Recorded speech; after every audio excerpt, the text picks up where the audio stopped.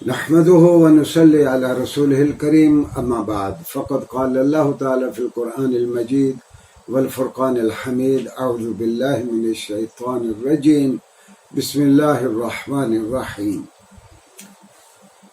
غلبت الروم في أدنى الأرض وهم من بعد غلبهم سيغلبون في بضع سنين صدق الله مولانا العظيم. ناظرین گرامی، چند منٹ قرآن کریم کے ساتھ اس پروگرام میں آج ہمارا موضوع ہے قرآن کریم کی پریڈکشنز یا پیش گوئیاں. دراصل قرآن کریم کی پیش گوئیاں اور قرآن کریم کی پریڈکشنز ہمارا علم تفسیر کا ایک باقاعدہ موضوع ہے. سبھی مفسرین نے قرآن کریم کی پیش گوئیوں کے اوپر بات کی ہے.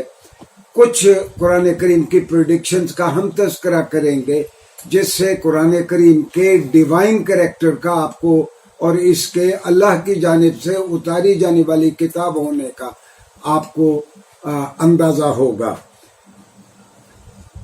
رسول اللہ صلی اللہ علیہ وسلم کی بعثت کے چند سال بعد یعنی ابتدائی زمانے ہی میں سورہ روم اتری، اور سورہ روم کی میں نے 2 سے لے کر 4 تک 3 چھوٹی چھوٹی آیات آپ کی خدمت میں پیش کی.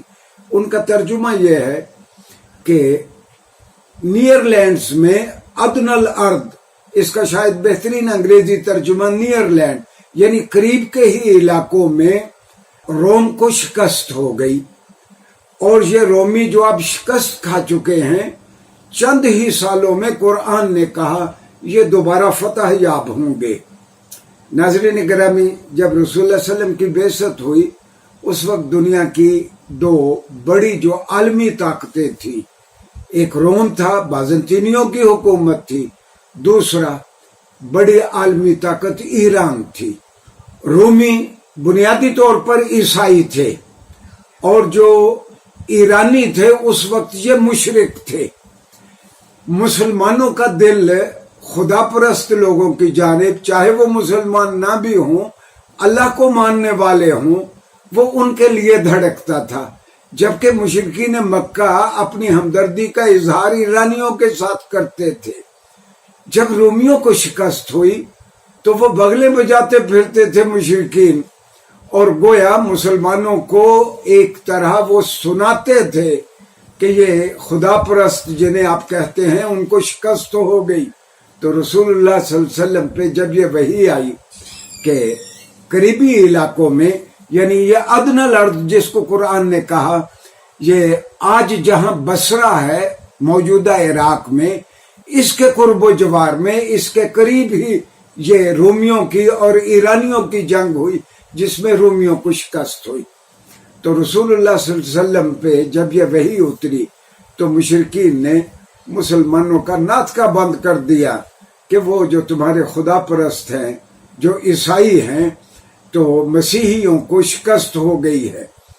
اور جب یہ کہا گیا کہ عنقریب ان کو فی بضع سنین، چند ہی سالوں میں وہ دوبارہ فتح یاب ہوں گے، تو 1 سال بعد ہی حضرت ابوبکر صدیق کے پاس لوگ آ گئے، مشرکین مکہ آ گئے کہ اگر رومیوں کو دوبارہ فتح نہ ہوئی تو ہمارے ساتھ شرط لگا لیں، 10 اونٹ آپ ہم کو دیں گے کہ اگر رومی پھر دوبارہ شکست کھا گئے، اور اگر ایرانیوں کو شکست ہوئی تو 10 اونٹ ہم دیں گے.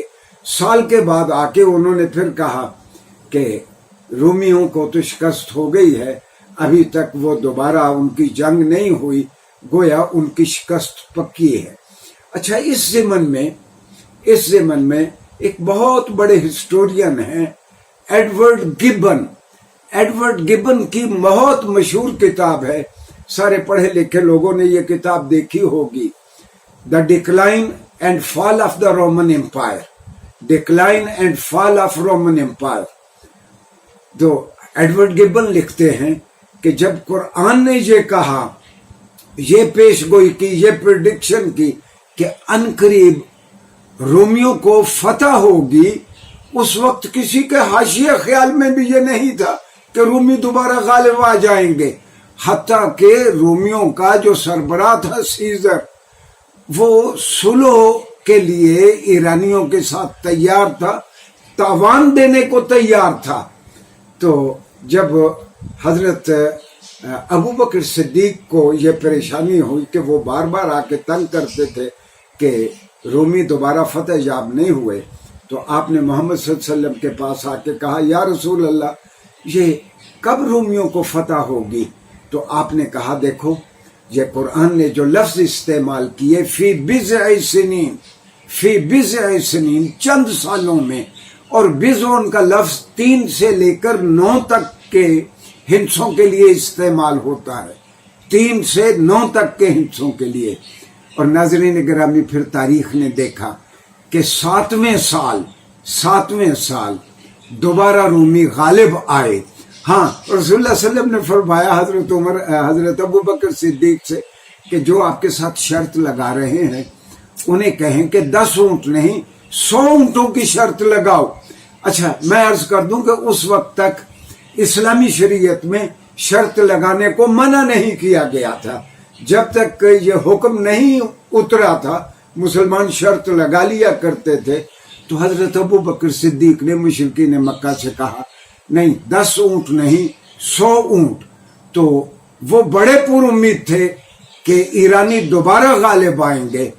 تو یہ آیت اترنے کے 7ویں سال جب رومیوں کو دوبارہ فتح نصیب ہوئی تو انہیں مسلمانوں کو وعدے کے مطابق 100 اونٹ ادا کرنے پڑے، اور پوری دنیا نے اس بات کو تسلیم کیا، غیر مسلموں نے بھی، کہ قرآن کریم نے جو کہا تھا یہ قرآن کریم کی پریڈکشن صحیح ثابت ہوئی۔